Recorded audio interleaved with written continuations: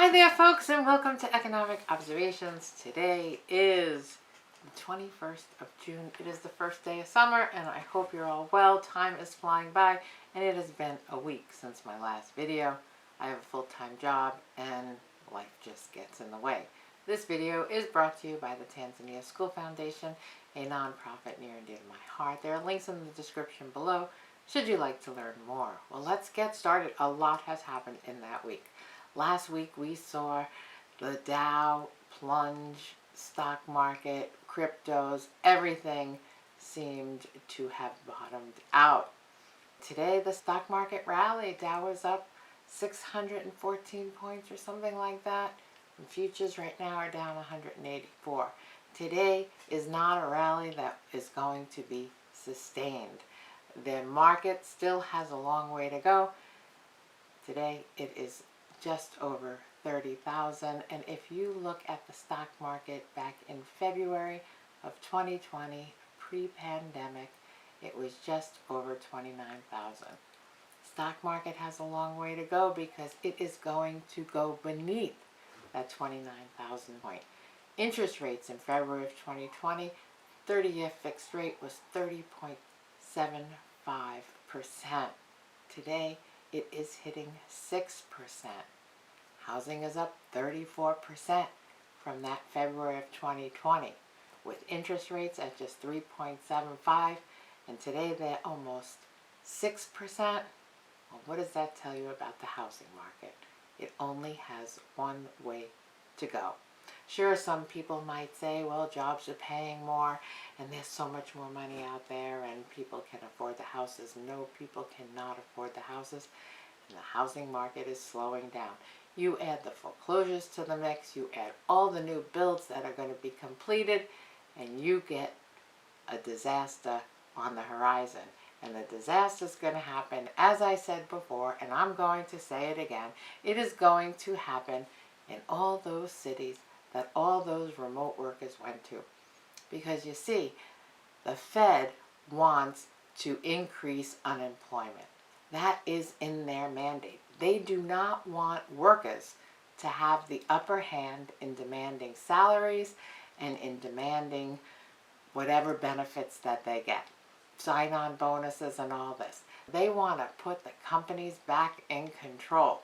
And if you were working in the office before the pandemic and you are hoping to work remotely forever, well, you're going to lose your job, because that's what's going to happen. And all those people who bought those houses in those remote areas because they figured they never had to go back to the office again, well, I tell you, those big cities, California and San Francisco, New York City, even in Boston or wherever you live, if you had a job in a big city, well, prices in those big cities are going to go up, and the prices where you bought are going to come down. Because without those white-collar jobs and people working remotely, those cities and towns can't sustain the prices of the houses and those new builds that are coming onto the market. So if you had someone working in LA and they couldn't find a house to buy in LA for under $1 million, well, they bought a house 3 hours outside of LA, thinking that they can work remotely forever. So what's going to happen to all those new subdivisions all across Texas and California, New Hampshire, Vermont? People flooded to these places. Well, they're going to see a big decrease in the price of homes. They say Boston is resilient to price homes because we have the jobs that could support it. It's only wait and see. A lot of people came into Boston, a lot of people left Massachusetts. It has remained steady. I think housing will come down a little bit, but not nearly as much as it is in places that people fled to. We're going to wait and see. But if you got caught up in that FOMO last year, well, shame on you. It's never good to follow the crowd and be sucked up in what everyone else is doing. You should march to the beat of your own drum. And if that meant saving money and not being fearful that you're going to miss out in buying at the peak, just hold on to your cash. Because today cash is going to be king. And if you bought that house and you want to sell that house, well, it might not be in your favor. I was always a proponent of buying low with a higher interest rate. It is better to buy a house, let's say, at $400,000 at 5% interest than buy a house at $600,000 with a 3.5% interest rate. And why do you say that? Because you can buy the house. Your principal amount is lower. And if you need to sell your house, you're not responsible for paying all that interest in the future. And if you want to refinance in 10 years when the interest rates come down, well, you can do that. And the principal amount that you own on the house, that you owe on the house, is still based on the $400,000 price rather than the $500,000 or $600,000. People don't realize that they rush in because interest rates are low, but they pay an astronomical amount of money.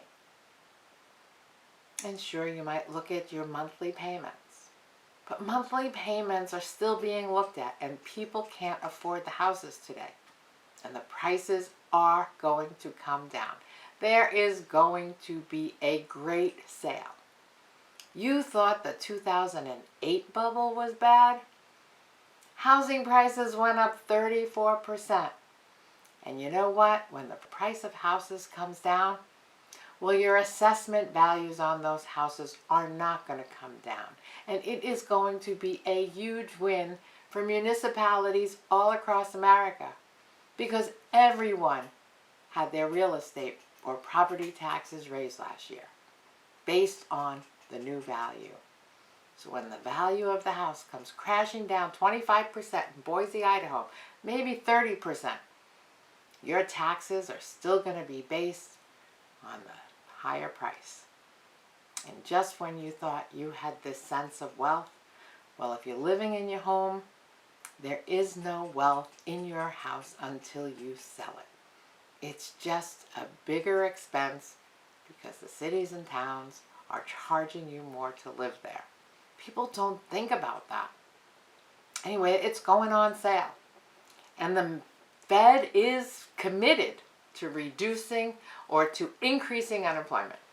They say up to 6%. That's where they want it. 6% for how long? And is the Fed raising interest rates just so they could lower them in the future? There is so much going on in the world, but these are things that have been crossing my mind over the past week.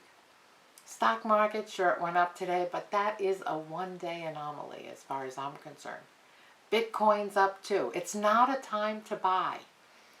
Hold on to your wallets, folks.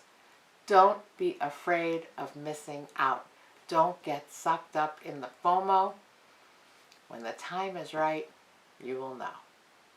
All right, Godspeed, everybody. Thank you so much for watching, and a big shout out to Raymond, who came out to Rockland on Saturday and greeted me, and I was thrilled to meet one of my subscribers. Be kind, call someone, tell them you love them. Thank you so much for watching, and we will talk again real soon. Have a great night.